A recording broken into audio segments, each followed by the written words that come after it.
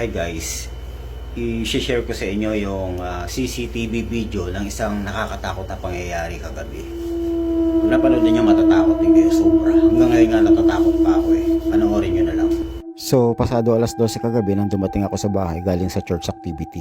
Dahil hindi pa naman ako inaantok ay naisipan kong laruin ang aking mga aso. Nagulat na lamang ako nang biglang lumamig ang hangin na siyang nagpatindig sa aking mga balahibo. Upon checking sa CCTV ay mayroon na palang babaeng mahaba ang buhok na palakad-lakad sa paligid ko na tila may hinahanap. At ito pa ang nakakatakot, hindi ko alam na nasa likod ko na pala siya. Sa puntong ito ay nagpatuloy lang ako sa pakikipaglaro sa aso ko para hindi ko gaanong indahin yung pangingilabot na nararamdaman ko. Sa ibang kuha ng CCTV ay tila ligaw na kaluluwa ito na hindi mapakali. Mahaba ang buhok nito, matangkad at nakasalamin. At tila may pagkakahawig sa dating senadora na si Grace po. Sa sumunod na kuha ng CCTV ay mababanaag na tila ginagalaw niya ang gate sa aking likuran. At parang nananaghoy na ibalik niyo ako sa Pilipinas! Ibalik niyo ako sa Pilipinas!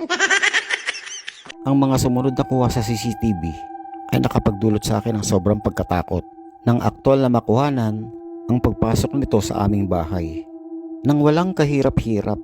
Dito ko napagtanto na hinahanap pala ng misis ko ang susi ng aming bahay at yun nakuha niya na kaya nakapasok na kami. Yan lamang po.